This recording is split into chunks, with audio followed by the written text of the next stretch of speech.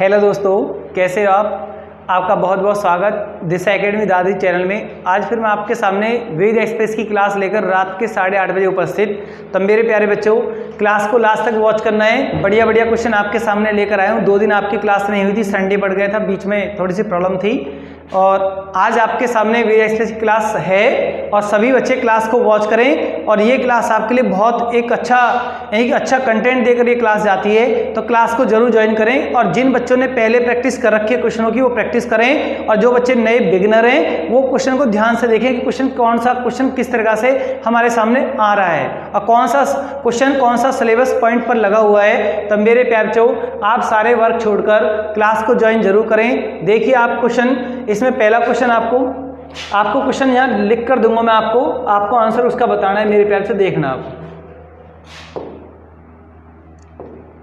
लिखिए। आप पहला क्वेश्चन आपके लिए पीतल, कितना बढ़िया क्वेश्चन है। सभी स्टूडेंट लिखिए आप, पीतल में किस किस का मिश्रण होता है। पीतल अपना में एक मिश्र धातु है, एक अपना में क्या है, मिक्स मेटल है। और पीतल में क्या क्या मिश्रण, किस किस का मिश्रण होता है, अपने कमेंट बॉक्स में स्पीड के साथ लगाएं। पीतल जो मिश्र धातु है, किस किस से मिलकर बनी होती है। बहुत मेरे प्यारे बच्चे लगा रहे हैं, बिल्कुल बहुत अच्छा लग रहा है। Copper plus zinc.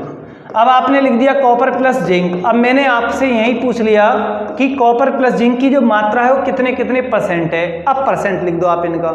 लिखिए आप अपने कमेंट बॉक्स में कि कॉपर कितने परसेंट है और जिंक कितने परसेंट है। लिखिए आप, कॉपर आपका 70% है और जिंक आपका 30% है। जिंक बोले तो मेरे प्यारे बच्चों क्या है, जस्ता है, जस्ता। क्लियर। पीतल का क्वेश्चन एग्जाम में बहुत ज्यादा बार आता है कि पीतल में मुख्य रूप से कौन सी धातु मिली होती है। मुख्य रूप से कह के पूछे तो मेरे प्यारे क्या बताओगे, कॉपर। कॉपर बोले तो तांबा। क्या बताओगे आप, तांबा। चलिए आप नेक्स्ट पॉइंट देखिए आप। यहीं पर मैंने आपसे क्वेश्चन नंबर 2 पूछ लिया, कांस्य, ब्रॉन्ज। कांस्य में कौन कौन सी धातु का मिश्रण है। कांस्य एक मिक्स मेटल है, ये भी ब्रॉन्ज बोलते हैं इसके लिए। तो मेरे प्यारे बच्चों, इसमें कौन कौन सी 2 धातु का मिश्रण है, अपने कमेंट बॉक्स में स्पीड के साथ लगाएं। मेरे प्यारे बच्चों लगाइए आप। बहुत मेरे प्यारे बच्चे लगा रहे हैं copper plus tin. Copper plus tin बिल्कुल सही है, कॉपर प्लस टिन। अब फिर वही बात आती है कि कांस्य में कॉपर प्लस टिन का मिश्रण है, तो कितने कितने परसेंट इनका मिश्रण है। इनका परसेंट भी आप अपने कमेंट बॉक्स में स्पीड के साथ लिखें। मुझे आपके आंसर का इंतजार है। लिखिए आप, लिखिए। चलिए 88% और 12% ये लिखोगे आप। चलिए आप नेक्स्ट पॉइंट देखोगे आप मेरे बच्चों, बढ़िया कंटेंट के साथ आप इसको नोट कर सकते हैं या इसका स्क्रीनशॉट कर सकते हैं। चलिए नेक्स्ट पॉइंट, नेक्स्ट क्वेश्चन देखिए आप मेरे प्यारे बच्चों। जर्मन सिल्वर, यानी कि जर्मन सिल्वर में कौन कौन सी मेटल का मिश्रण है। जर्मन सिल्वर आराम से लगाइए आप। जर्मन सिल्वर में कौन कौन सी धातु का मिश्रण है। तब मेरे प्यारे बच्चों आप क्या लगाओगे, जर्मन सिल्वर में कौन कौन सी 2 धातुओं का मिश्रण है। अपने कमेंट बॉक्स में स्पीड के साथ लगाएं, क्या आपका आंसर आएगा। बहुत मेरे प्यारे बच्चे इस क्वेश्चन का आंसर बिल्कुल लगा रहे हैं। कॉपर जिंक प्लस निकेल लगाइए आप। कॉपर जिंक प्लस निकिल, इन 3 धातुओं का इसमें मिश्रण आता है। Copper plus zinc plus nickel. Copper, zinc और निकिल 3 मेटल का इसमें मिश्रण है। और 60-20-20 में इनका डिवाइडेशन है। कितना है, 60%, 20%, 60-20-20-20%। मेरे प्यारे बच्चों आप ये लिख सकते हो, जर्मन सिल्वर। एक को लिख लो आप, गन मेटल में किस किस का मिश्रण होता है। गन धातु जो होती है, गन मेटल भी अपना में गन मेटल है, मिक्स मेटल है। इसके अंदर कौन कौन सी मेटल होती है। तो मेरे प्यारे बच्चों अपने कमेंट बॉक्स में स्पीड के साथ लिखें, copper zinc plus tin. Copper zinc plus tin. तो सभी स्टूडेंट इसे नोट करें अच्छे से। और इनका परसेंटेज का भी आप बता सकते हैं आप। 90-2-8 देखिए आप, 90%, 2% और 8%। सभी स्टूडेंट इसे नोट करें या इसका स्क्रीनशॉट करें, नोट करें।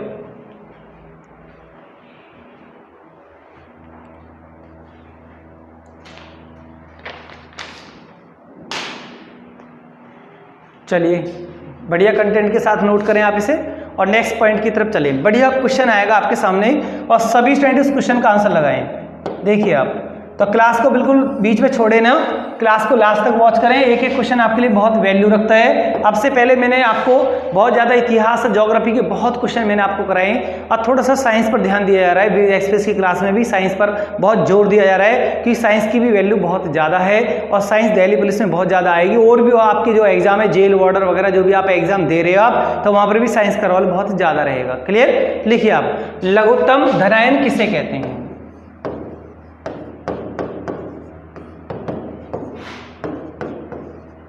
लघुत्तम धनायन किसके अंदर होता है? लघुत्तम धनायन किसे कहते हैं? तो मेरे प्यारे बच्चों अपने कमेंट बॉक्स में लगाइए आप, लघुत्तम धनायन किसे कहते हैं और दीर्घतम धनायन किसे कहते हैं? दीर्घतम धनायन किसे कहते हैं? धनायन किसे कहते हैं? इस लाइन का सीधा मतलब है कि सबसे बड़ा धनायन कौन सा है और बीच का छोटा कौन सा है, ये आपसे पूछा जा रहा है। दीर्घतम धनायन पूछा जा रहा है और लघुत्तम पूछा जा रहा है। तो मेरे बच्चों अपने कमेंट बॉक्स में स्पीड के साथ लगाएं। कितने बढ़िया कंटेंट आपके सामने जब क्वेश्चन आता है तो लैंग्वेज ऐसी लिखी आ जाती है तो क्वेश्चन गलत होने के चांस ज़्यादा बढ़ जाते हैं। बहुत मेरे बच्चे लगा रहे हैं, इसमें हाइड्रोजन आयन आएगा, इसमें सीजियम आयन आएगा। आप इन दोनों का आंसर ये लगाओगे। आप मेरे बच्चों नोट करिए आप। एक क्वेश्चन और देखिए आप, उच्चतम घनत्व वाला ठोस कौन सा है? उच्चतम डेंसिटी घनत्व वाला सॉलिड ठोस तत्व कौन सा है? तो मेरे प्यारे बच्चों आपका आंसर क्या आएगा? यानी हाइयर डेंसिटी सॉलिड एलिमेंट कौन सा है? तो मेरे प्यारे बच्चों अपने कमेंट बॉक्स में लगाइए आप, कौन सा आपका बिल्कुल आंसर सही आएगा। बहुत मेरे प्यारे बच्चे इस क्वेश्चन को गलत कर रहे हैं और ऐसे क्वेश्चन गलत होने के चांस भी ज़्यादा बढ़ जाते हैं अगर आपने केमिस्ट्री के बेस को अच्छे से नहीं पढ़ रखा है, केमिस्ट्री का आपको ज्ञान नहीं है। क्लियर? लिखिए आप, इरिडियम, इसमें आएगा मेरे प्यारे बच्चों इरिडियम, इसमें लगाओगे आप इरिडियम। तो नोट करें आप इनको, अच्छे कंटेंट आपके लिए। नेक्स्ट पॉइंट भी आपके लिए बहुत अच्छा क्वेश्चन है, उच्चतम घनत्व वाला द्रव बताना है। अब आपने यहाँ बताया सॉलिड, अब इस क्वेश्चन की रूपरेखा बदलोगे, ठोस के स्थान पर यहाँ हमको आपको करना है द्रव। क्या करना है? द्रव। लिखिए आप, चलो मैं इसको रफ कर देता हूँ, देखिए आप।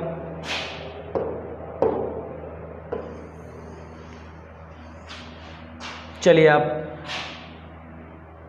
अब यहाँ पर देखिए आप, यहाँ पर मैंने आपसे पूछ लिया ठोस, ये ठोस हटा दिया है और इसके स्थान पर पूछ लिया कि उच्चतम घनत्व वाला तत्व कौन सा है? कौन सा है?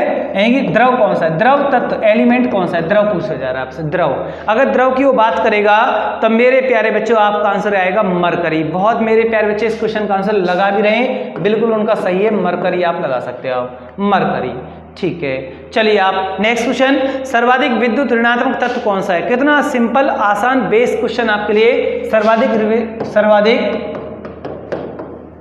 विद्युत ऋणात्मक तत्व कौन सा है? यही सबसे ज्यादा इलेक्ट्रोनेगेटिविटी, इसको इंग्लिश में बोलते हैं, सबसे ज्यादा इलेक्ट्रोनेगेटिविटी किसके अंदर है? तो मेरे प्यारे बच्चों आप क्या बताओगे? चलिए आप इस क्वेश्चन का आंसर बताइए आप। सर्वाधिक विद्युत ऋणात्मक तत्व कौन सा है अगर आपसे पूछ लिया जाए तो मेरे प्यारे बच्चों बताइए आप। मुझे आपके यानी कि आंसर का कमेंट्स में इंतजार है कि बहुत मेरे प्यारे बच्चे इस क्वेश्चन का आंसर बिल्कुल सही लगा रहे हैं। अब बिल्कुल सही लगा रहे हैं, बहुत अच्छा मुझे लग रहा है, उनका आंसर बिल्कुल सही है। तो फ्लोरीन लगा रहे हैं, फ्लोरीन जिन्होंने लगाया है उन मेरे प्यारे बच्चों का आंसर बिल्कुल सही है। वो सही दिशा पे रहकर मेहनत कर रहे हैं, सही डायरेक्शन में रहकर मेहनत कर रहे हैं। तो मेरे प्यारे बच्चों कम पढ़िए, अच्छा पढ़िए, ज़्यादा मेटेरियल इकट्ठा करने की जरूरत नहीं है, 10-10, 12-12 वीडियो आपको पढ़ने की जरूरत नहीं है। स्मार्ट तरीका से वर्क कीजिए, परीक्षा पास करनी है, गधा की तरह आपको लदना नहीं है। बहुत से तो गधा की तरह बोझ में लद गए मेटेरियल के ऊपर और आंखें भी खराब होती जा रही हैं। क्लियर? तो मेरे प्यारे बच्चों स्मार्ट तरीका से पढ़िए, बुक को अच्छे से पढ़िए, अपने जिस टीचर से आप पढ़ते उस मेथड को अच्छे से, उस सब्जेक्ट को एक स्मार्ट तरीका से तैयार कीजिए, प्रॉपर तरीका से तैयार कीजिए। आप गधा जैसी मेहनत मत कीजिए आप। क्लियर? तो स्मार्ट वर्क करोगे तो परीक्षा बहुत आसानी से पास हो जाती है। और जो उल्टा सीधा मेटेरियल इकट्ठा कर लगे रहे हो, आप पता कुछ नहीं, पढ़ना क्या है, छोड़ना क्या है, बिल्कुल परीक्षा ऐसे पास नहीं होती है। देखिए आप, पृथ्वी पर प्रचुर मात्रा में प्रचुर मात्रा में पाया जाने वाला तत्व, कितना बढ़िया क्वेश्चन मैंने आपको दिया है। पृथ्वी पर प्रचुर मात्रा में, पहले भी मैंने ये क्वेश्चन आपको कई बार बताया है क्योंकि इसकी इंपोर्टेंस की पावर इतनी ज़्यादा है, 10,000 से भी ज़्यादा है। पृथ्वी पर प्रचुर मात्रा में पाया जाने वाला तत्व कौन सा है? पाया जाने वाला तत्व कौन सा है? जो मेरे प्यारे बच्चे सही डायरेक्शन में रहकर तैयारी कर रहे हैं वो बिल्कुल इस क्वेश्चन का आंसर इतनी स्पीड से लगा रहे हैं, बहुत स्पीड से लगा रहे हैं। बहुत अच्छा लग रहा है, आप इस क्वेश्चन का आंसर लगा रहे हो, बिल्कुल बहुत खुशी हो रही है। टाइपिंग की स्पीड बढ़ाएं और लगाएं, क्या आएगा? पृथ्वी पर प्रचुर मात्रा में ऑक्सीजन पाई जाती है। ऑक्सीजन कितने परसेंट मेरे प्यारे बच्चों? 50%। कितने परसेंट? 50% ऑक्सीजन की मात्रा पृथ्वी पर सबसे ज्यादा है। सेकंड एलिमेंट की बात करेगा तो सिलिकॉन बताना है। थर्ड एलिमेंट की बात करेगा तो एल्यूमिनियम बताना है। फर्स्ट मेटल की बात करेगा तो एल्यूमिनियम बताना है। सेकंड मेटल की बात करेगा तो आयरन बताना है। एक एक पॉइंट मैंने आपको सब कुछ बता के चला हूं। मैं आपको मेरे प्यारे बच्चों केमिस्ट्री जब मैं आपको साइंस पढ़ाऊंगा तो उसमें भी प्रॉपर तरीका से वो सब आपको लिखवा दी जाएगी। चलिए आप, बढ़िया क्वेश्चन आएगा इसके बाद भी आपके लिए। देखिए बड़ा अच्छे कंटेंट के साथ क्वेश्चन आएगा। देखिए आप लिखिए, आप मेरे प्यारे से नेक्स्ट क्वेश्चन लिखिए आप, द्रव धातु किसे कहते हैं? बहुत बढ़िया क्वेश्चन आपके लिए, द्रव धातु किसे कहते हैं? द्रव धातु किसे कहा जाता है? द्रव धातु किसे कहते हैं? और एक क्वेश्चन और दूंगा मैं आपको यहाँ पर, देखना आप, क्विक सिल्वर किसे कहते हैं? मुझे परीक्षा पास करानी है, आपके ऊपर बोझ नहीं रखना है कि भाई उल्टा सीधा मेडल उठाकर दे दिया कि करो याद, ऐसे याद नहीं होता है। एक्सपीरियंस के तौर पर ही आपको मेडल दिया जाता है, उसके अकॉर्डिंग आपकी परीक्षाएं पास कराई जाती हैं। देखिए आप, द्रव धातु किसे कहते हैं और क्विक सिल्वर किसे कहते हैं? दोनों का आंसर मेरे प्यारे बच्चों क्या आएगा? दोनों का आंसर Hg आएगा। क्या आएगा? Hg बोले तो मेरे प्यारे बच्चों क्या है? पारा है। क्या है? पारा। इसको ही हम क्या बोलते हैं? मरकरी। इसको ही हम क्या बोलते हैं? पारद। अब देखो पारे के मैंने आपको कितने नाम बता दिए, 1 2 3 और Hg इसका इंडिकेट हो गया। देखिए आप, कोई सा भी ऑप्शन आए क्लिक कर देना आप। क्लियर? पारद लिखा है, मरकरी लिखा है, पारा लिखा है, या इसका इंडिकेट संकेत Hg लिखा है जिससे इसको इंडिकेट करते हैं, तो मेरे प्यारे बच्चों इनमें से कोई सा भी ऑप्शन आए क्लिक कर देना आप। द्रव धातु, लिक्विड मेटल और क्विक सिल्वर पारे के लिए बोला जाता है। 4 ऑप्शन में पारा लिखा नहीं मिला तो पारद लिखा मिलेगा, मरकरी लिखा मिल सकता है, Hg लिखा मिल सकता है। आपका गलत नहीं होना चाहिए, नोट करिए आपको इसको। और नेक्स्ट पॉइंट की तरफ चलिए आप। चलिए आप, चमकदार ए धातु मेरे प्यारे आपको बतानी है, चमकदार ए धातु कौन सी है? कितना बढ़िया क्वेश्चन मैं आपके लिए लेकर आया हूं। अब बहुत मेरे प्यारे जिन्होंने ये क्वेश्चन पहले पढ़ रखा है तो वो बिल्कुल लगा सकते हैं अपने कमेंट बॉक्स में स्पीड के साथ।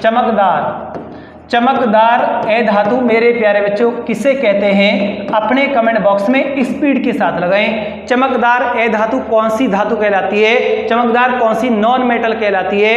तो मेरे प्यारे बच्चों लगाइए आप, स्मार्ट तरीका से वर्क कीजिए आप। ये नहीं लग रहे हो मोबाइल में, लग रहे हो आप बहुत स्पीड के साथ बढ़ रहे हो, जितना पढ़ रहे हो उससे सब भूलते चले जा रहे हो आप। मेरे प्यारे बच्चों ऐसे परीक्षाएं पास नहीं होती हैं, बिल्कुल ध्यान रखना आप। क्लियर? परीक्षा पास होती है तरीका से पढ़िए आप, स्मार्ट तरीका से पढ़िए, टॉपिक को लेसन वाइज पढ़िए और बढ़िया तरीका से उसको थोड़ा सरल करके पढ़िए आप। ये नहीं आप लग रहे हो आप कुछ नहीं होने वाला इस तरीके से। देखिए आप, चमकदार धातु नॉन मेटल किसे कहते हैं? चमकदार नॉन मेटल किसे कहते हैं? तो मेरे प्यारे बच्चों किसे कहते हैं? आयोडीन के लिए बोलते हैं। आयोडीन वह कौन सी नॉन मेटल है जो धातु जैसे चमकती है? धातु जैसे चमकती है, ऐसे भी क्वेश्चन एग्जाम में कई बार पूछा गया है, तो आपका आंसर क्या आएगा? आयोडीन। अच्छा देखिए आप, अगर मैं लिख दूं आयोडीन की कमी से कौन सा रोग होता है? इसकी कमी से हमारी बॉडी में कौन सा रोग हो सकता है? आयोडीन की कमी से कौन सा रोग होता है? ये जर्नली डिजीज है, आप मेरे पैर से बता सकते हैं आप आयोडीन की कमी से कौन सा रोग होता है? तो बहुत मेरे पैर से लगा रहे हैं गोइटर, सर जी गोइटर रोग होता है। कौन सा रोग होता है? गोइटर। इसी को हम हिंदी में क्या बोल देते हैं मेरे पैर से? घेंगा रोग बोल देते हैं। गोइटर ये घेंगा रोग बोल देते हैं। क्लियर? तो ये आप इसको नोट करें, ये इसका स्क्रीनशॉट करें और नेक्स्ट पॉइंट की तरफ चलें। बढ़िया कंटेंट के साथ चलना आपको। ए धातुओं में कठोरतम कौन सी धातु है? लिखिए आप, ए धातुओं में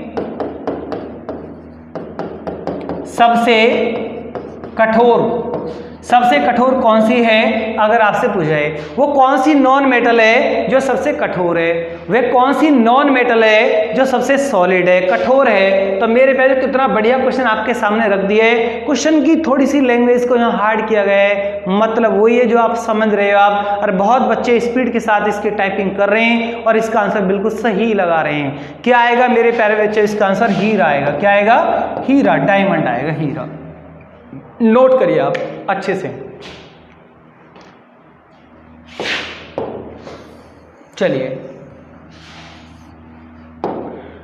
बढ़िया कंटेंट के साथ नेक्स्ट पॉइंट मृद धातु कौन सी कहलाती है, यानी मृदा धातु। आप शॉर्ट तरीका से लिखो, आप मृदा धातु कौन सी है।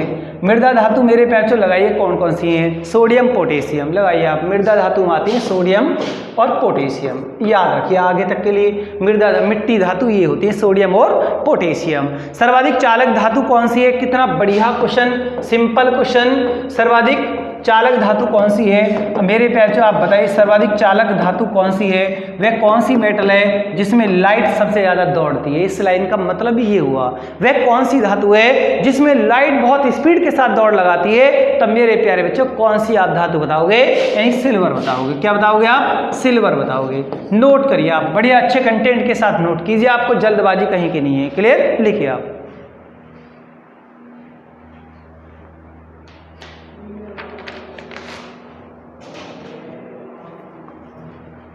नोट कर लो इसे आराम से। और नेक्स्ट पॉइंट की तरफ लिखिए आप, द्रव ए धातु। बढ़िया क्वेश्चन आएगा आपके सामने, चलो ये मैं यहीं लिख देता हूं। देखिए आप, द्रव ए धातु वह कौन सी मेटल नॉन मेटल है जो द्रव धातु ए धातु कहलाती है। अपने कमेंट बॉक्स में स्पीड के साथ लगाएं, बढ़िया कंटेंट के साथ, बिल्कुल वो कंटेंट आपके लिए लेकर आया हूं। कहीं भी कोई उलझाने का कहीं कोई मकसद नहीं है, सिर्फ आपकी परीक्षा को पास करने का मकसद है कि आपकी परीक्षा को पास कराया जाए किसी भी तरीका से। क्लियर, ये नहीं उल्टा सीधा मेटल इकट्ठा करके दे दिया, घूम जाओ गोल चक्कर में, घूमते रहे आप। इस तरीके से परीक्षा में पास नहीं होती है मेरे प्यारे बच्चों। बार बार समझाया मैंने आपको, बार बार समझाया, लेकिन आपकी समझ में नहीं आता है। देखिए आप, आएगा कुछ दिन बाद समझ में आएगा, बिल्कुल आएगा जरूर। ब्रोमीन, द्रव नॉन मेटल कौन सी कहलाती है, ब्रोमीन कहलाती है मेरे प्यारे, ब्रोमीन कहलाती है। और नेक्स्ट पॉइंट की तरफ चलिए आप, सिक्का धातु कौन कौन सी है। कुछ सिक्का धातु भी आप यहां पर लिख सकते हो आप मेरे प्यारे। देखिए आप, सिक्का धातु कौन कौन सी है। सिक्का मेटल, सिक्का धातु कौन कौन सी हैं, तो लगाइए आप मेरे पैसे सिक्का धातु, जो भी आपके याद हैं वो बता सकते हैं आप। सिल्वर, कॉपर, एल्युमिनियम, लिखिए आप सिल्वर, कॉपर, एल्युमिनियम, और भी हैं, बट आप ये सिक्का धातु 3 याद कर लो, कोई दिक्कत नहीं है। आएगा तो आप 4 ऑप्शन में पहचान लोगे आप। क्लियर, चलिए आप, लिथार्ज किसे कहते हैं, कितना बढ़िया क्वेश्चन है। लिथार्ज किसे कहते हैं, लिथार्ज किसे कहते हैं। लिथार्ज किसका एक नाम है, ये नाम है लिथार्ज, किसका नाम है, यानी पीबीओ का नाम है। पीबीओ बोले तो यानी कि लेड ऑक्साइड, यानी पीबी मींस होता है लेड, ओ का मतलब ऑक्साइड। लेड ऑक्साइड को क्या बोलते हैं मेरे पैर से, लिथार्ज बोलते हैं। क्या बोलते हैं, लिथार्ज बोलते हैं। क्या बोलते हैं, लिथार्ज। अब मैं पूछ लो आपसे, हास्य गैस कौन सी है, हास्य गैस वो कौन सी गैस है। हास्य गैस हिंदी में बोलते हैं, इंग्लिश में इसको बोलते हैं लॉफिंग गैस। कौन सी गैस है मेरे प्यार से, जिसे सूंघने पर हंसी आती है। कौन सी गैस है जिसे सूंघने पर हंसी आती है। बहुत मेरे प्यार से बहुत स्पीड के साथ इसका आंसर लगा रहे हैं और मुझे बहुत अच्छा लग रहा है। लगाइए आप इसका आंसर स्पीड के साथ।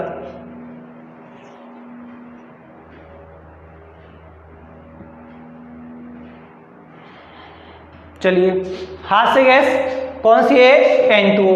क्या बोलते हैं इसको मेरे पैसे, लिख सकते हैं आप। हास्य गैस कौन सी है, N2O। इसी को बोलते हैं नाइट्रस ऑक्साइड। हास्य गैस का जो रासायनिक नाम अगर आप लिखोगे तो मेरे पैसे क्या लिखोगे, अब नाइट्रस ऑक्साइड। क्या लिखोगे आप, नाइट्रस ऑक्साइड।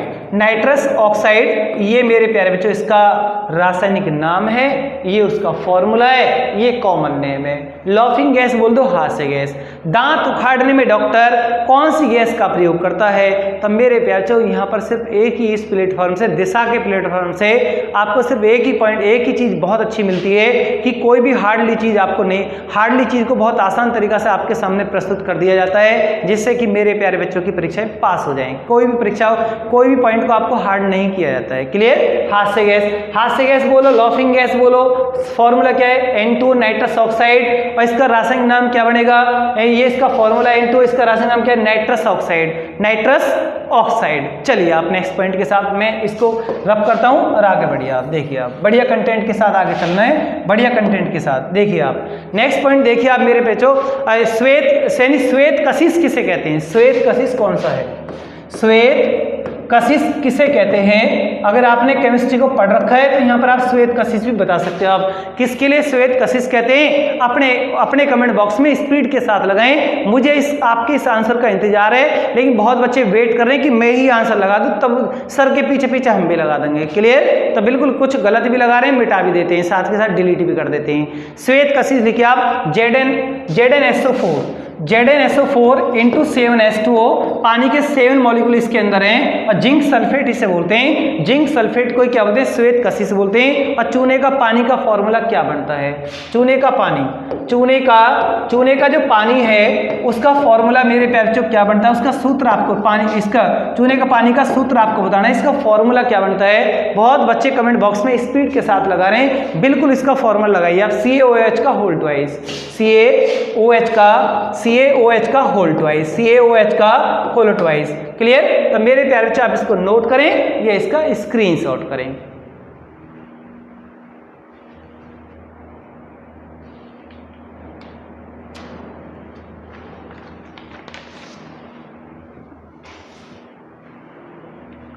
चलिए, श्वेत कशिश आपने लिख लिया। नेक्स्ट देखिए आप, बढ़िया कंटेंट के साथ आगे बढ़ना है। देखिए आप, बहुत अच्छा कंटेंट आपके सामने आएगा।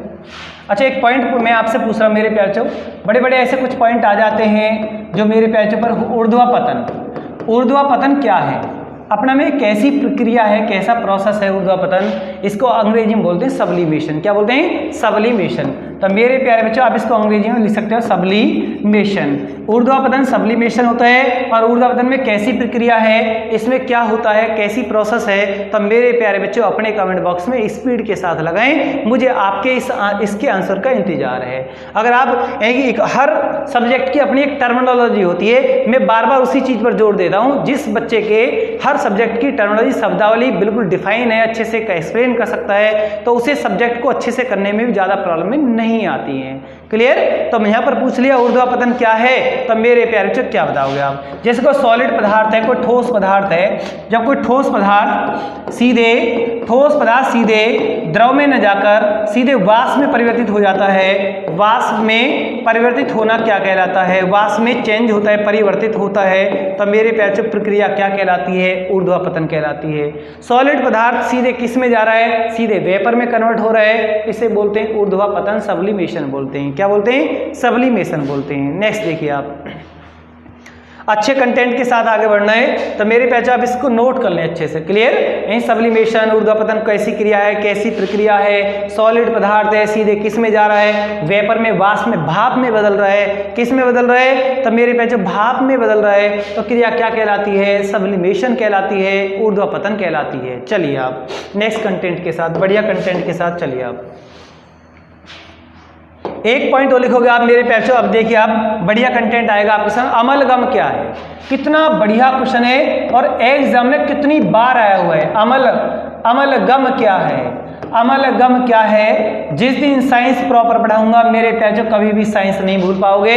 अगर साइंस आपने मुझसे पढ़ी तो फिजिक्स, केमिस्ट्री, बायोलॉजी अगर आपने मुझसे पढ़ रखी है या पढ़ोगे आप, तो मेरे प्यारे आप अपने बच्चों को भी साइंस पढ़ाओगे, आपकी इतनी अच्छी साइंस हो जाएगी, कहीं पर भी आपको कहीं कोई रुकावट नहीं आएगी। कोई सब्जेक्ट ऐसा नहीं है, कोई SST साइंस या किसी का भी कोई सब्जेक्ट ऐसा नहीं है जो मेरा सब्जेक्ट जिसने मुझसे पढ़ लिया हो और उसकी समझ में ना आया हो। 100% उसकी समझ में आया है और उसने परीक्षाएं पास किए हैं, आज वो जॉब पर हैं, कार्यरत हैं। क्लियर। देखिए आप, अमलगम, आप भी जॉब पर जाओगे, लेकिन पहले सबसे पहले होता है विश्वास। विश्वास और धैर्य बहुत बड़ी चीज होती है। जिस व्यक्ति के अंदर विश्वास और धैर्य और रेगुलरिटी पढ़ाई की नहीं होती है, उसकी परीक्षाएं पास इतनी आसानी से होती नहीं है। क्लियर। ये बिल्कुल बात को, बिल्कुल मेरी बहुत कड़वी सत्य बात है। जिस बच्चे के अंदर एक तो ट्रस्ट नहीं होता, अपने गुरुजनों पर विश्वास नहीं होता है, एक धैर्य नहीं होता है उनके अंदर, और एक उनकी पढ़ाई की कंटिन्यूटी नहीं होती है, सही डायरेक्शन नहीं होती है, उन्हें बड़ी प्रॉब्लम आ जाती है। ये इनमें से अगर कोई सा भी पॉइंट डगमगाया तो मामला गड़बड़ है। विश्वास नहीं है, धैर्य बना रखा है, तब भी गड़बड़ है। क्लियर। देखिए आप, अमलगम मेरे प्यारे बच्चों क्या होता है, अमलगम क्या है। मरकरी का अन्य धातुओं के साथ मिश्रण क्या कहलाता है। मरकरी का अन्य धातुओं के साथ मिश्रण, अन्य धातुओं के साथ मिश्रण क्या कहलाता है। मेरे प्यारे बच्चों क्या बताओगे, अमलगम कहलाता है। अमलगम क्या है पूछ रहे थे, एक मिश्र धातु है। अमलगम एक अपना में मिक्स मेटल है, एक मिश्र धातु है।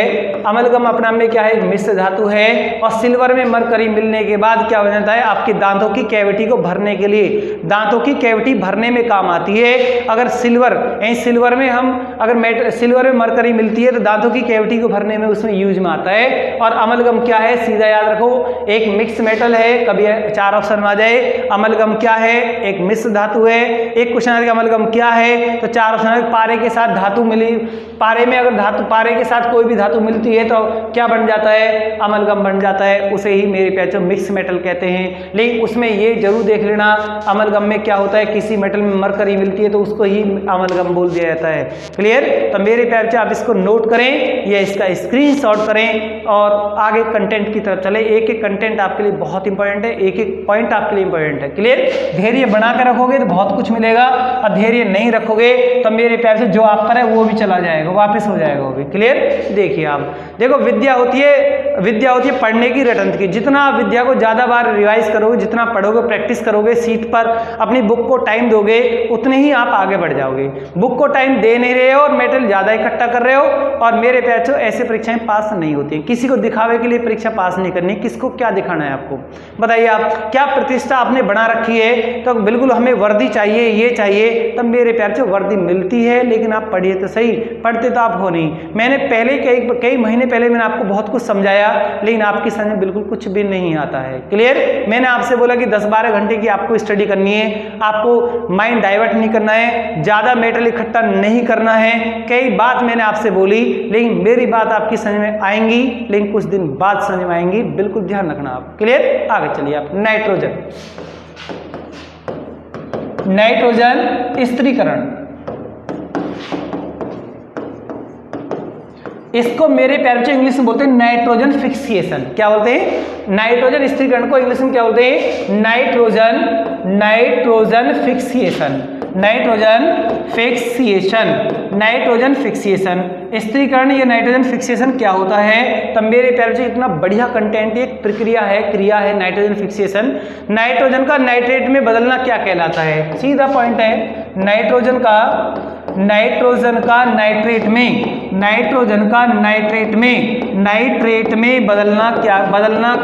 बदलने की क्रिया को क्या कहते हैं? बदलने की क्रिया क्या कहलाती है? तो अगर आपसे पूछ लिया जाए तो नाइट्रोजन स्थिरीकरण या नाइट्रोजन फिक्सिएशन कहलाती है। अब एक क्वेश्चन मैं आपसे यहां पर पूछूंगा मेरे प्यारे बच्चों, सब कुछ यहाँ लिखा हुआ है, आंसर यहाँ पर लिखा हुआ है, सिर्फ मैं क्वेश्चन आपके लिए बोलता हूँ। पौधे नाइट्रोजन को किस रूप में लेते हैं? अपने कमेंट बॉक्स में स्पीड के साथ लगाएं, मुझे वेट है आपके आंसर का। हाँ जी बताइए। बहुत मेरे प्यारे बच्चों ने कमेंट बॉक्स में लिख दिया है, सर जी नाइट्रेट के रूप में लेते हैं। बहुत बढ़िया, बहुत अच्छा मुझे लग रहा है। पौधे नाइट्रोजन को किस रूप में लेते हैं? बताइए सभी बच्चे, कमेंट बॉक्स में लगाइए आप, डरना बिल्कुल भी नहीं है। पौधे नाइट्रोजन को नाइट्रोजन के रूप में नहीं लेते हैं, नाइट्रेट के रूप में लेते हैं। और जब एक क्रिया नाइट्रोजन नाइट्रेट में बदल जाता है तो ऐसी क्रिया को ही उस क्रिया को ही क्या बोल देते हैं? नाइट्रोजन फिक्सिएशन बोलते हैं, नाइट्रोजन स्थिरीकरण बोलते हैं। मेरे प्यारे बच्चों आप इसको नोट करें। जैसे हमारे वायुमंडल में नाइट्रोजन कितने % है? मैंने पूछा वायुमंडल में N2 की मात्रा कितने % है? वायुमंडल में N2 की मात्रा कितने % है? बहुत मेरे प्यारे बच्चे लगा रहे हैं, बिल्कुल हंस के लगा रहे हैं। हंस के इसलिए लगा रहे हैं कि 5 महीने के अंदर विविध एक्सप्रेस की क्लास में N2% वायुमंडल का कितनी बार मैंने आपके सामने लिख दिया है, बिल्कुल लिख दिया है। मैंने कुछ आप जानकर भी लिखा है कि जिससे कि मेरे प्यारे बच्चों को जब एग्जाम हॉल में जाए और क्वेश्चन को देखे तो हंसी भी आए कि ये क्या क्वेश्चन रखा है, ये तो ऑलरेडी हमारे पहले से याद है, हम पहले से पढ़ चुके हैं इन क्वेश्चनों को पढ़कर तो ये क्वेश्चन हमारे सामने आए। बिल्कुल आप लगाओगे, क्लिक करोगे, आगे बढ़ जाओगे, आपको पसीना नहीं आएगा उस टाइम। मेरे प्यारे बच्चों देखना आप। क्लियर? इसीलिए एक क्वेश्चन को मैं बार बार लेकर आता हूं, ये विविध एक्सप्रेस की क्लास ही नहीं है, ये इस क्लास के साथ साथ मेरे प्यारे बच्चों आप किसी भी एग्जाम में बैठ जाना, इस भारतवर्ष के किसी भी एग्जाम में बैठ जाना, आपका कोई भी टेस्ट फेल नहीं होगा अगर रात 8:30 बजे की दिशा के प्लेटफॉर्म से आपने विविध एक्सप्रेस की क्लास को ज्वाइन किए हुए है। जो बच्चा बहुत पारदर्शी होता है, ट्रांसपेरेंसी जिसके अंदर बहुत ज्यादा होती है, जिसको ये पता है कि कहां से मुझे क्या मिल रहा है, कहां दिशा प्लेटफॉर्म की विविध एक्सप्रेस की क्लास से मुझे क्या मिल रहा है, बहुत जिनके अंदर ट्रांसपेरेंसी होती है वो अपनी जॉब पर रहते हुए भी इस रात में इस क्लास को जरूर ज्वाइन करते हैं। अगर उन्हें 6 बजे 7 बजे छुट्टी मिलती है तो 8:30 बजे वो इस क्लास पर ज्वाइन हो जाते हैं। वो किसी ऑफिस में जॉब कर रहे हैं या किसी फोर्स में जॉब कर रहे हैं या किसी क्लर्क में है, आगे उनके बड़े पोस्ट के लिए बी ग्रेड ए ग्रेड के लिए तैयारी करते हैं और इस क्लास को हमेशा ज्वाइन रखते हैं और इस क्लास को हमेशा देखते हैं। क्लियर? अगर टाइम कभी कभी नहीं मिलता है तो बाद में देखते हैं, लेकिन ज़्यादातर वो कोशिश करते हैं कि मेरे पास सबकी कॉलें आती हैं। ज़्यादातर वो बच्चे जो सिविल की भी तैयारी, यूपीएससी और पीसीएस की तैयारी कर रहे हैं, 11 अक्टूबर का पेपर भी है, वो बच्चे भी इस क्लास के साथ जुटे हुए हैं। देखना उनका पीसीएस पास भी इस वीर एक्सप्रेस की क्लास से होगा, ये मेरा उनसे भी वादा है कि जहाँ पर भी वो क्लास देख रहे हैं, जिन्होंने 60-65 वीडियो को अच्छे से, कंटेंट को अच्छे से बना लिया है, बिल्कुल क्लास के साथ बने रहें और उनका कोई एग्जाम में क्वेश्चन गलत नहीं होगा। मेरे प्यारे बच्चों देखिए आप, अब यहाँ पर पूछ लिया मैंने आपसे सिंपल क्वेश्चन, वायुमंडल में N2 की मात्रा कितने % है? 78% है, बता दिया। अब मैं पूछ लूँ O2 कितने % है, बताओगे आप? क्योंकि ऑलरेडी आपने पढ़ लिया है, क्योंकि मैंने आपसे एक लाइन बोल रखी है, मोर प्रैक्टिस मोर गेम। जिसकी जितनी ज़्यादा प्रैक्टिस होगी वो उतना ही बड़ा गेम खेल सकता है, और जिसकी प्रैक्टिस में कमी रह जाएगी, जो N2 में, वायुमंडल में N2 के 78% को 2 बार 3 बार ही देख पाएगा तो वहाँ जाकर कन्फ्यूजन में आ जाएगा। और जिसने अपनी बुक के अंदर, अपने नोट्स के अंदर, अपने गुरुजनों से N2 78% ही 50 बार पढ़ लिया है, अच्छे से कंटेंट को प्रैक्टिस करके गया है, उस मेरे प्यारे बच्चे को कहीं भी कोई प्रॉब्लम नहीं आएगी। तो इसलिए मैं आपसे बोलता हूं प्रैक्टिस बार बार कीजिए, चाहे वो मैथ है या रीजनिंग है या आपकी जीएस है। जितनी ज्यादा प्रैक्टिस करोगे मैथ पर, मैथ का एक एक क्वेश्चन को आप कह बार निकालिए, आप बिल्कुल आपकी मुट्ठी में मैथ होगा, रीजनिंग पूरी आपकी मुट्ठी में होगी। कौन कहता है मैथ नहीं आता है? प्रैक्टिस नहीं करते आप प्रैक्टिस नहीं करते, आप छोटे छोटे मल्टीप्लाई भी करनी पड़ रही है तो उसे करते नहीं, आप क्वेश्चन को जमा कर छोड़ देते, आप आंसर बाद में देखा जाएगा, पता नहीं कहाँ की जल्दी है। तो मेरे प्यारे बच्चों, आप छोटे से छोटे पॉइंट को, छोटी छोटी गुणा को भी करके देखिए। आप जब करोगे छोटे छोटे से आप बहुत बड़े बन जाओगे, और एक दिन आपकी इतनी प्रैक्टिस बन जाएगी आपको पेन चलाने की जरूरत नहीं पड़ेगी, क्वेश्चन की पूछ को पकड़ोगे, आंसर बता दोगे इसका ये है, तो कम समय में आंसर आपका बिल्कुल निकलेगा। लेकिन प्रैक्टिस होनी चाहिए, बार बार प्रैक्टिस आपको करनी है। क्लियर? देखिए आप O2 नहीं बताया कितने % है, कमेंट बॉक्स में 21%, और CO2 कितने % है? 0.03%। मेरे प्यारे बच्चों, हमेशा क्वेश्चन में घूमते रहते हैं, ये मेरी गलती नहीं कि मैं इनको बार बार आपके सामने लेकर आऊं, आपका टाइम वेस्ट कर रहा हूं। इनकी इंपॉर्टेंस इतनी ज्यादा है, मैं ही क्या करूं, जब एग्जामिनर इनको इतना महत्वपूर्ण मानता है, वो क्वेश्चन में रखता ही रखता है। मेरे प्यारे बच्चों, आपका गलत नहीं होना चाहिए। क्लियर? चलिए आप नेक्स्ट कंटेंट के साथ। बढ़िया क्वेश्चन लिखिए आप, बताओ आयरलैंड के वर्तमान पीएम कौन है? आयरलैंड के वर्तमान पीएम, प्रधानमंत्री कौन है? मेरे प्यारे बच्चों, अपने कमेंट बॉक्स में स्पीड के साथ लगाएं, आयरलैंड के वर्तमान पीएम। अच्छा, एम भी कई बार बन गए, मेरा नाम आ रहा है इसमें, ठीक है, प्रधानमंत्री, ठीक है। बताइए आप आयरलैंड के वर्तमान पीएम कौन है? तब मेरे प्यारे बच्चों, जहाँ मेरे प्यारे बच्चों जिन्होंने मैंने करंट की क्लास बताई है उन्हें बिल्कुल इसका आंसर लगा दिया है। आयरलैंड के जो पीएम है माइकल मॉर्टिन है, बिल्कुल आपका आंसर बिल्कुल सही है, माइकल मॉर्टिन है। लगाइए आप मेरे प्यारे बच्चों, माइकल मॉर्टिन। अब इस विविध एक्सप्रेस की क्लास में करंट के क्वेश्चन भी मैं ऐड किया करूंगा आपके लिए, 5-7 क्वेश्चन, 10 क्वेश्चन विविध एक्सप्रेस क्लास में जोड़ने पड़ेंगे, क्योंकि मैंने आपको सारे सब्जेक्ट बहुत अच्छे कंटेंट से करा दिए हैं। एनडीबी अध्यक्ष कौन है? अपने कमेंट बॉक्स में स्पीड के साथ लगाएं। एनडीबी अध्यक्ष बहुत बार मैंने आपको कई बार लिखवा भी दिया है, आधे तो बिल्कुल सोच रहे हैं कि क्या लगाएं, एनडीबी अध्यक्ष भूल गए। एनडीबी का फुल नेम भी बताइए, एनडीबी का फुल नेम बताइए, एनडीबी का दूसरा नाम बताइए। मेरे प्यारे बच्चों बताइए, आपको टाइम मिलता है इसमें।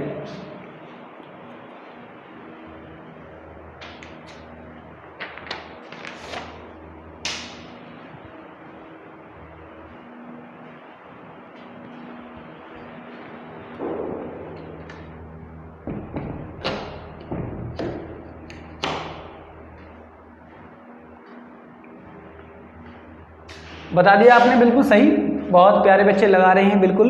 एनडीबी अध्यक्ष लगाइए स्पीड के साथ।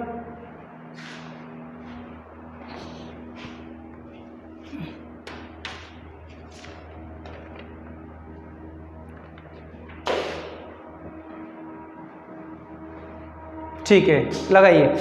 मार्कोस, बहुत प्यारे बच्चे लगा रहे हैं मार्कोस, बिल्कुल सही है आपका। मार्कोस ट्रायस, वो पूरा नाम नहीं लिखना है, मार्कोस आपको याद करना है। एनडीबी का फुल नेम क्या बनता है? New development bank. New development bank, new development bank मेरे प्यारे बच्चों, DEVELOP, डेवलपमेंट बैंक आप लिख सकते हैं आप। और इसका दूसरा नाम है ब्रिक्स बैंक। क्या नाम है इसका? दूसरा नाम है ब्रिक्स बैंक। तो मेरे प्यारे बच्चों आप समझ गए होंगे ब्रिक्स में कितने देश आते हैं? ब्रिक्स में कितने देश आते हैं? 5 देश आते हैं, ब्राजील, रसिया, इंडिया, चाइना और साउथ अफ्रीका। ब्राजील, रसिया, इंडिया, चाइना और साउथ अफ्रीका। आयरलैंड के वर्तमान जो पीएम आपने बता दिए, लेकिन आयरलैंड की मेरे प्यारे बच्चों राजधानी भी बताइए आप। आयरलैंड की राजधानी का क्या नाम है? अपने कमेंट बॉक्स में स्पीड के साथ लगाएं। यानी कि बहुत बच्चे लगा रहे हैं आयरलैंड की राजधानी क्या है? डबलिन है। क्या है मेरे प्यारे बच्चों? डबलिन है, डबलिन। ये जो आयरलैंड है, क्या हमने अपने संविधान का कोई स्रोत यहाँ से लिया है? DPS लिए हैं, नीति निदेशक तत्व। नीति निदेशक तत्व हमने कहाँ से लिए हैं मेरे प्यारे बच्चों? नीति निदेशक तत्व हमने कहाँ से लिए हैं? तो आयरलैंड से लिए हैं। एनी बेसेंट कहाँ की महिला थी? आयरलैंड की महिला थी एनी बेसेंट। चलिए आप अच्छे कंटेंट के साथ चलना है आपको, आगे बढ़िए आप। चलो एक पॉइंट देखिए आप, जब यहाँ नीति DPS की आपने यहाँ बात कर ली है तो यहाँ पर भी एक चर्चा कर लेते हैं। अब कोई भी स्टूडेंट मेरा जिन्होंने मुझसे विविध एक्सप्रेस की क्लास बिल्कुल ज्वाइन करके रखी है, यूट्यूब पर 14 वीडियो मैंने आपको डाल रखी है संविधान की, वो उनको भी बहुत अच्छे से वॉच करके अपना नोट्स बना रखा है, या लॉकडाउन से पहले उनने मेरी ऑफलाइन की क्लास में संविधान को पढ़ा है, तो मेरे प्यारे बच्चों आपका संविधान का एक भी क्वेश्चन गलत नहीं होना चाहिए। अगर संविधान आप मुझसे पढ़ कर गए हो, आप संविधान तो मैंने क्या हर सब्जेक्ट मैंने आपको इस तरीके से कराया है कि आप अपने बच्चों को भी पढ़ा सकते हो। आप ऐसे सब्जेक्ट मैंने आपको पढ़ाए हैं, क्लियर। तो मेरे प्यारे देखिए आप, नीति निदेशक तत्व, अभी इसका गोला घुमाता हूं मैं और आपसे पूछता हूं मेरे प्यारे, ज्यादा टाइम नहीं कि इस पे ही गोल चक्कर घूम रहा है 1 घंटा तक। 1 घंटा की वीडियो है DPS की है, नीति निदेशक तत्व पर ही 1 घंटा लगा दिया। ये 1 घंटा में तो बहुत आगे ले जाऊंगा आर्टिकल को खींचकर। नीति निदेशक तत्व कौन से आर्टिकल में रखे गए? 36 से 51 कौन से भाग में रखे गए मेरे प्यारे? इसका भाग और बताइए। भाग 4 कहां से स्रोत लिया है? तो आयरलैंड आपने अभी लिख दिया, आयरलैंड, क्लियर, आयरलैंड। अगर मैं यहाँ आर्टिकल लिख दूं तो मेरे बहुत प्यारे बच्चे उन आर्टिकल पर इतनी स्पीड से अपनी टाइपिंग कर सकते हैं जिसका कोई जवाब नहीं, लेकिन सारे आर्टिकल नहीं लिखूंगा, सिर्फ आपसे पूछूंगा 38, 39 का के, 40, 47, 48 का के। तब मेरे प्यारे बच्चों सिर्फ आप ये बता दो, और 51 आपको बता दो, ठीक है। 1 2 3 4 5 6 मैंने आपसे सिर्फ अपेक्षा की आज, हालांकि कितनी बार मैंने आपको आर्टिकल बता रखे हैं, बिल्कुल आपने नोट कर रखे हैं, बिल्कुल आपकी कॉपी का एक पेज भरेगा। तो मेरे प्यारे जो रफली जो आप रफली लिख रहे हो स्पीड के साथ, उर्दू जो लिख रहे हो आप स्पीड के साथ, तो 38 39 का के, 40 47 48 का के और 51। तो मेरे प्यारे बच्चों शॉर्ट में, बिल्कुल आपसे रिक्वेस्ट है शॉर्ट में आप इनको लिख दें या कमेंट बॉक्स में स्पीड के साथ टाइपिंग कर दें इन चैन पर। आपका गलत नहीं होना चाहिए। अगर आपने दिशा के प्लेटफॉर्म से मुझसे संविधान को पढ़ा है तो आप ऐसे क्वेश्चन को गलत एग्जाम में नहीं करोगे, ना आज ना कल आप गलत करोगे। और मुझे आंसर आज ही चाहिए इनका।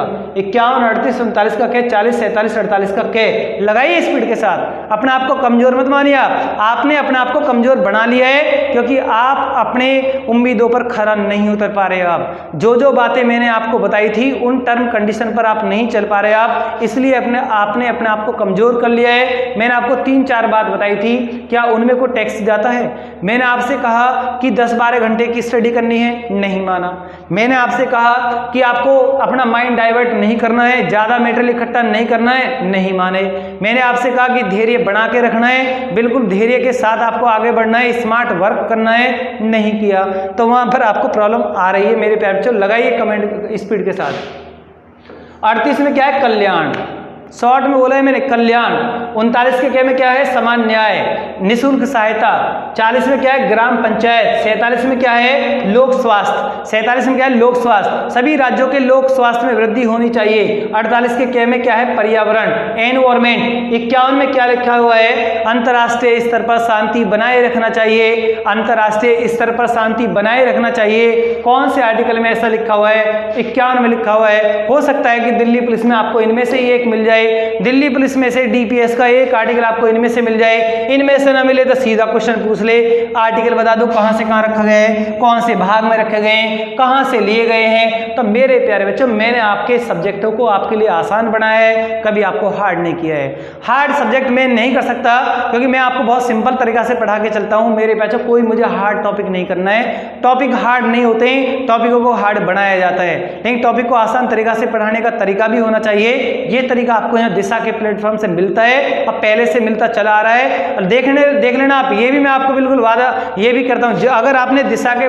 प्लेटफॉर्म से जीएस के सारे नोट्स बना रखे, मैथ के सारे नोट्स बना रखे हैं, लास्ट में यही काम आएंगे, इनको ही आप उठाओगे। और आज अब भी आपने, बिल्कुल मैं आपको ऐसा दिलाता हूँ, बिल्कुल मुझे इमेजिंग हो रही है, अब भी आपने वो दिशा के उस नोट्स, उस कॉपी को उठा लिया है, बिल्कुल उठा लिया है आपने।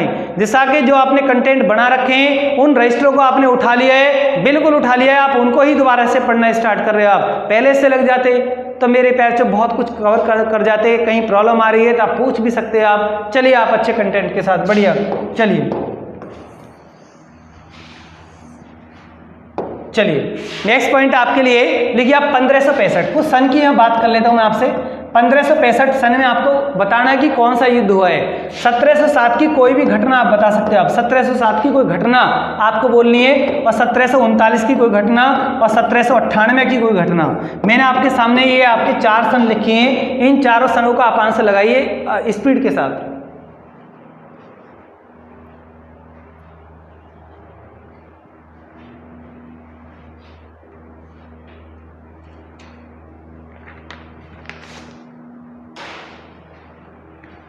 ये 1565 है, लिख देना आप इसको। 1565, 1707, 1739, 1798। क्लियर? चलिए बताइए आप। अब सोच क्या रहे हो, लगाओ इसे।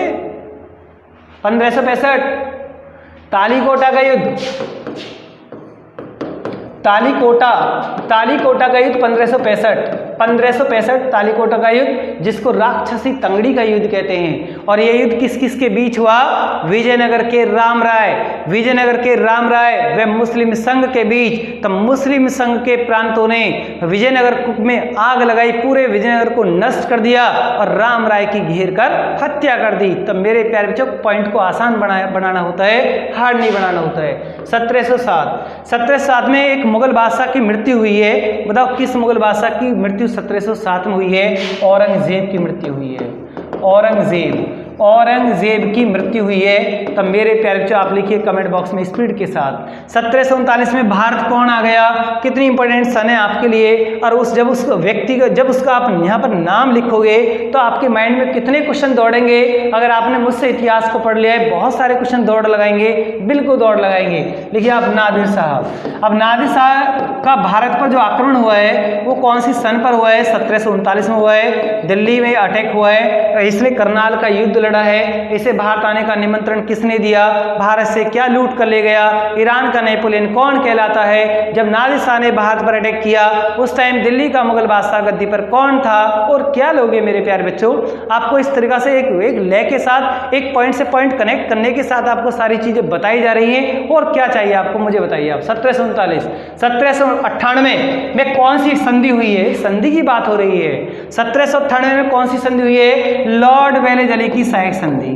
लॉर्ड वेलेजली की सहायक संधि हुई है 1798। लॉर्ड वेलेजली की सहायक संधि 1798। और लॉर्ड वेलेजली की सहायक संधि के तहत अंग्रेज कौन से एक प्रांत ने घुटने टेक दिए? हैदराबाद ने घुटने टेक दिए। तो लॉर्ड वेलेजली की सहायक संधि के तहत किस राज्य ने, किस प्रांत ने सबसे पहले आश्रित सेना रखना स्वीकार किया? तब मेरे प्यारे बच्चों क्या बताओगे?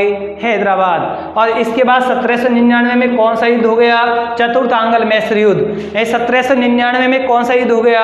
चतुर्थ आंग्ल मैसूर युद्ध हो गया। और इस युद्ध में कौन मारा गया? टीपू सुल्तान मारा गया।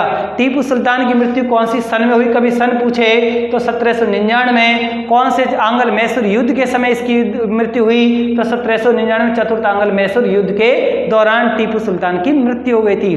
टीपू सुल्तान के पिता का क्या नाम था? जब आप मैसूर प्रांत पढ़ोगे तो आपको उसके पिता का भी, पुत्र का भी, कौन कौन से युद्ध हुए, क्या कहाँ पर उन्होंने किसका गठन किया, सब कुछ आपको बताया जाता है मेरे प्यारे बच्चों। कोई भी पॉइंट नहीं छोड़ा जाता है, सिर्फ आप किस एंगल से आप पढ़ रहे हो, किस तरीका से आप पढ़ रहे हो, ये डिपेंड आप पर भी करता है। चलिए चलिए नेक्स्ट कंटेंट के साथ। अच्छा चलो, एक क्वेश्चन अभी उस दिन वेद एक्सप्रेस की क्लास में चला था। एक क्वेश्चन था मेरे प्यारे बच्चों उपसोर, एक क्वेश्चन था अपसोर। यहाँ कुछ थोड़ा सा इसमें डाउट हुआ, हो सकता है कि मुझसे भी गलती हुई हो, तो आप इसको देख सकते हो। आप उपसोर में क्या होता है, ये सूर्य है और ये आपकी पृथ्वी है। ये क्या है? पृथ्वी है, और ये पृथ्वी है, ये फिर आपका सूर्य है और ये आपकी पृथ्वी है। दोनों डायग्राम में क्या डिफरेंस आपको दिखाई दे रहा है, ये देखिए पहले आप। एक में पृथ्वी सूर्य के नज़दीक दिखाई दे रही है, एक में पृथ्वी सूर्य के पास में दिखाई दे रही है, सॉरी दूर दिखाई दे रही है, एक में पास में दिखाई दे रही है।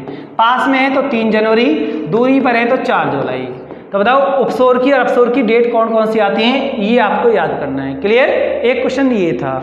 आगे चलिए आप नेक्स्ट कंटेंट के साथ। एक पॉइंट और मैं आपसे पूछूंगा, अभी देखना आप, उसे भी आप बताना मेरे प्यारे बच्चों। देखो आप,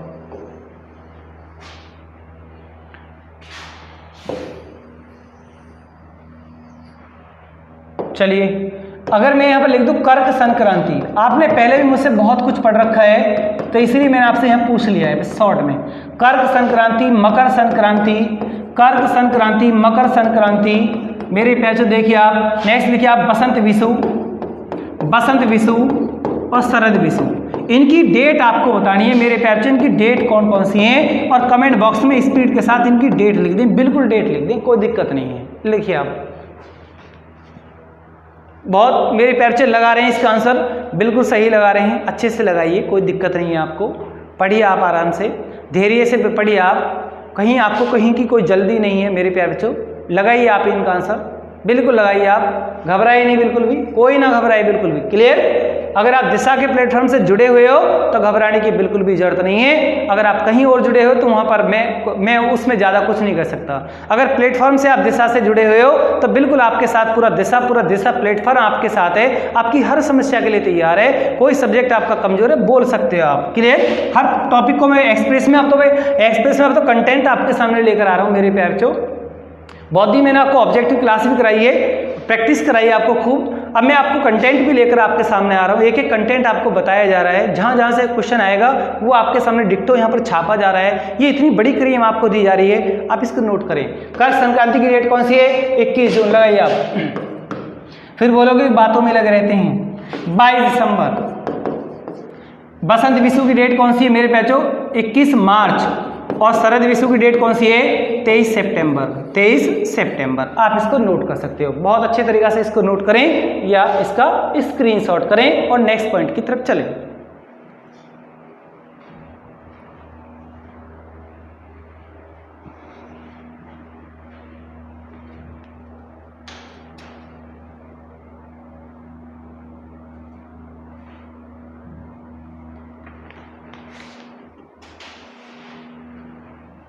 चलिए आप बढ़िया क्वेश्चन के साथ आगे बढ़ना है आपको, ठीक है। अभी है क्वेश्चन, अभी मैं कहीं पर नहीं गया हूँ, कभी आप सोच रहे हो। देखिए आप नेक्स्ट पॉइंट मेरे पैचो, नेक्स्ट पॉइंट की तरफ चलते हैं। जैसे एक सौर ज्वाला है, अभी एक पॉइंट ऐसे छोटे छोटे पॉइंट देखोगे आप आगे बढ़ जाओगे। अभी पीछे मैंने आपको क्या लिखवाए थे? सुपरनोवा, नोवा, पल्सर, ध्रुव तारा, यही सदैव नॉर्थ डायरेक्शन में होता है, पृथ्वी के ध्रुव पर 90 डिग्री का एंगल बनाता है। तो मेरे पैसे ऐसे छोटे छोटे कंटेंट क्लिप मैं आपके लिए लेकर आया हूँ, ऐसे छोटे छोटे पॉइंट आपके सामने आते हैं। ये सौर ज्वाला है, ये सौर ज्वाला जब वायुमंडल में प्रवेश करती है, वायुमंडल में प्रवेश करती है तो वायुमंडल में यानी कि दोनों ध्रुव पर अलग अलग चमकती है। एक उत्तरी ध्रुव पर, जब ये सौर ज्वाला को हम उत्तरी ध्रुव पर देखते हैं तो वहाँ पर इसको क्या नाम दिया गया है, और दक्षिणी ध्रुव पर इसको क्या नाम दिया गया है। कितना बढ़िया कंटेंट आपके साथ मेरे प्यारे बच्चों, आप इसको लगा सकते हैं। उत्तरी ध्रुव पर अगर हम इसको देखते हैं तो इसका नाम क्या है? अरोरा बोरोलियस, अरोरा अरोरा बोरोलियस, अरोरा बोरोलियस। और अगर इसको हम दक्षिणी ध्रुव पर देखते हैं तो इसका नाम क्या पड़ जाता है, अरोरा ऑस्ट्रेलिस, अरोरा ऑस्ट्रेलिस। आप इसको अच्छे से नोट कर लें, आप सोर्ज वाला।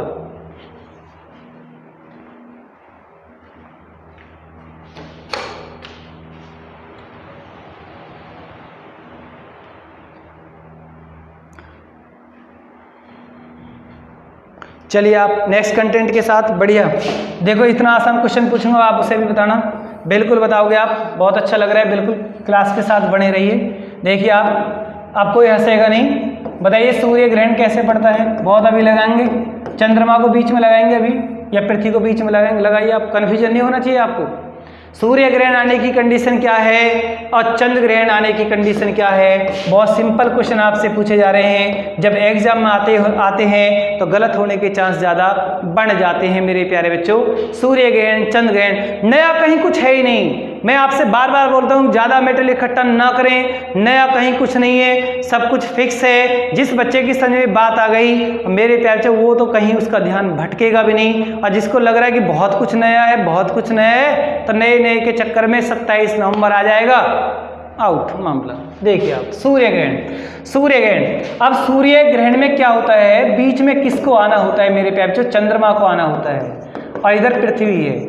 अब परिभाषा आप यहाँ से बना सकते हो आप, जब सूर्य और पृथ्वी के बीच में चंद्रमा आता है तो कौन सा ग्रहण पड़ता है, सूर्य ग्रहण पड़ता है। और ये अमावस्या को पड़ता है, कब पड़ता है, अमावस्या को पड़ता है मेरे प्यारे बच्चों, अमावस्या। अब चंद्र ग्रहण आप देखोगे तो यहाँ पर बीच में अब किसको आना है, पृथ्वी को बीच में आना है, किसको आना है, पृथ्वी को बीच में आना है, इधर चंद्रमा को जाना है। क्लियर, तो ये परिभाषा किसकी बन जाएगी, चंद्र ग्रहण की। और ये कब पड़ता है, पूर्णिमा, पूर्णिमा, अच्छा ठीक है, बहुत मेरे प्यारे बच्चे बोल रहे हैं पूर्णवासी, पूर्णवासी को पूर्णिमा बोलते हैं, पूरा चांद दिखाई पड़ता है, पूर्णवासी बोल दो या पूर्णिमा बोल दो। क्लियर, नोट करें आप अच्छे कंटेंट के साथ, किसी मेरे प्यारे बच्चे का ऐसा क्वेश्चन गलत नहीं होना चाहिए, बिल्कुल अच्छे कंटेंट के साथ बढ़िया आगे। और देखिए आप आगे के पॉइंट को भी देखिए, आप नेक्स्ट पॉइंट देखिए, आप नोट कर लो आप इसे आराम से।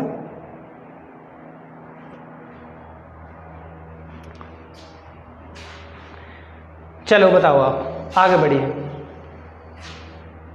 आपसे पूछा जा रहा है एक, अच्छा ये तो डिलीट ही नहीं हुआ, अब होगा, एक मिनट रुको, कुछ तो हंसते रहते हैं, डिलीट नहीं होता है तो ठीक है।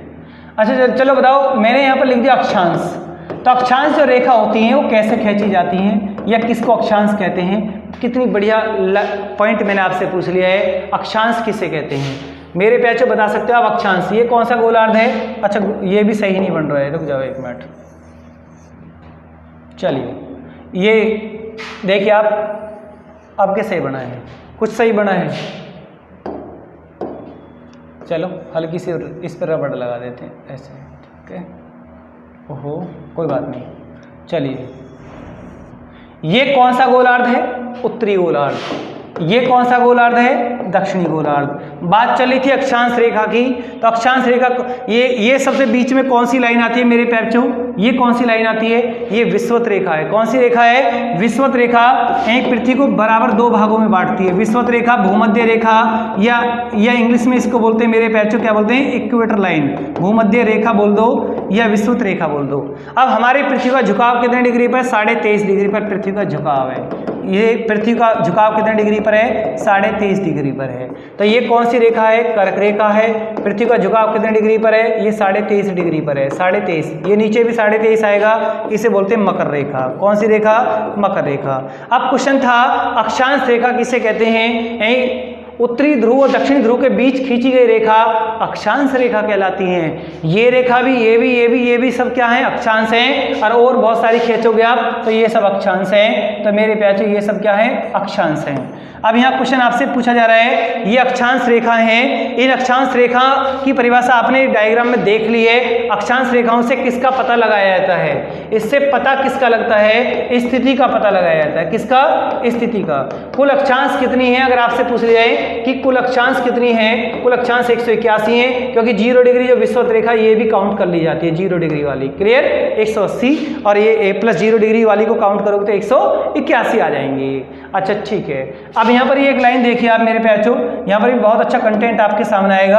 अब यहाँ पर मैंने एक लाइन खींची, ये कौन सी लाइन है, ये मेरे प्यारों देशांतर रेखा है। कौन सी रेखा है, ये आपकी देशांतर रेखा इस तरीके से आती है, जैसे आपने तरबूज में नहीं देखी होंगी लाइन, गेंद में, बॉल में, ऐसी ये देशांतर रेखाएं ये होती हैं। क्लियर, ये आपकी देशांतर रेखाएं, और देशांतर रेखा से क्या काउंट करते हैं, समय काउंट करते हैं। देशांतर रेखा टोटल कितनी होती है मेरे बच्चों, अगर आपसे पूछ रहे 360 डिग्री देशांतर रेखा होती है। कितनी, 360 डिग्री होती है। क्लियर, अब हमारा भारत यहाँ कर्क रेखा पर, यहाँ पर है इंडिया ये आपका देख लो आप इंडिया, चलो यहाँ पर ऐसे देखिए आप इंडिया, अगर आपको इंडिया देखना है तो आपका इंडिया ये रहा, यहाँ पर है, ये ईस्ट दिशा है, ये ईस्ट है, ये वेस्ट है, ये नॉर्थ है, ये साउथ है। ये प्ले स्टोर का इमेजिंग नहीं है, बिल्कुल डायरेक्ट आपके सामने बिल्कुल रियल पिक्चर चल रही है, रियल आपको सब कुछ बताया जा रहा है। ये बिल्कुल इमेजिंग उठा के ना रख दी, पूरा मैप उठा के रख दिया। किसी को भी लेक्चर में पूरे इंडिया इमेज को उठाकर रख देना, उसको समझाना मेरे प्यार बच्चों वो इतना अच्छा नहीं होता है। समझाना जो साथ के साथ ड्रॉ किया जाता है वो बेटर होता है। क्लियर, उसमें बच्चे की समझ में भी आता है और बच्चे का ध्यान भी वहीं रहता है। देखिए आप यहाँ पर ये इंडिया है, अब पृथ्वी किस डायरेक्शन में घूमती है, पश्चिम से पूर्व पृथ्वी ऐसे घूमती है, पृथ्वी पश्चिम से पूर्व घूमती है।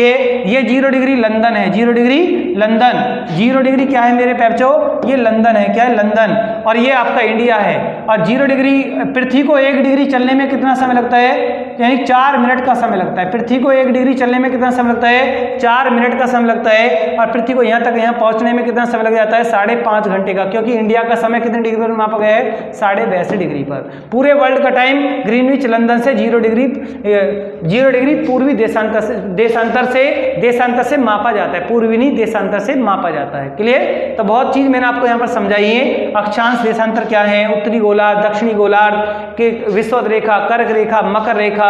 तो मेरे प्यारे बच्चों अच्छे कंटेंट के साथ आपको बढ़ना है। टाइम पूरे वर्ल्ड का टाइम कहाँ से काउंट होता है, ग्रीनविच लंदन से होता है, और इंडिया का टाइम कहाँ से होता है, 82.5 डिग्री पूर्वी देशांतर इलाहाबाद के नैनी मिर्जापुर से होता है। तो एक कंटेंट मैंने आपको बताया है, सारे कंटेंट तो नहीं हो पाएंगे, समय का भी अभाव रहता है, समय का भी अभाव होता है। नेक्स्ट क्लास जो मैं आपको स्पेसिफिक क्लास और भी लेकर आऊँगा तो उसमें बहुत अच्छे कंटेंट आपके साथ लेकर आऊँगा। चक्रवात, पृथ्वी चक्रवात, ज्वालामुखी, भूकंप कैसे आते हैं, गर्म धारा कैसे चलती हैं, ठंडी जल धारा कैसे चलती हैं, डायग्राम वर्धाकर भी एक्सप्रेस में मैं आपको बताऊँगा। छोटी क्लिप लेकर आऊँगा। एक टॉपिक प्रॉपर तरीका से यूट्यूब पर मैं नहीं करा सकता क्योंकि इतना टाइम होता नहीं है कि दिल्ली पुलिस की साइट है उस पर भी पूरा कोर्स डालना है और उस पर भी पूरा कोर्स चल रहा है बराबर स्पीड के साथ। तो मेरे प्यारे बच्चों आप यूट्यूब पर जो दिशा एक्सप्रेस जो क्लास आती है इसको बिल्कुल ज्वाइन रखें। ये क्लास एक प्रैक्टिस क्लास है और अभी इस प्रैक्टिस के साथ मैंने इसको क्लिप क्लास भी बना दिया है। इसमें प्रैक्टिस भी कराऊंगा और साथ के साथ छोटे कंटेंट, छोटी क्लिप भी मैं आपके लिए लेकर आ रहा हूं। जैसे मैं अभी आपके सामने एक क्लिप लेकर आया। तो मेरे प्यारे बच्चों क्लास के साथ बने रहिए। इस क्लास को आप लास्ट तक वॉच कीजिए। इसमें बहुत अच्छे कंटेंट आपके सामने आते हैं। अगर आज आपको एक्सप्रेस की क्लास पसंद आई है तो मेरे प्यारे बच्चों आज मेरे इस चैनल को आप लाइक कर सकते हो, शेयर कर सकते हो आप और अपने सभी मित्रों से चैनल को सब्सक्राइब करा सकते हो। मेरे प्यारे बच्चों धन्यवाद, गुड नाइट।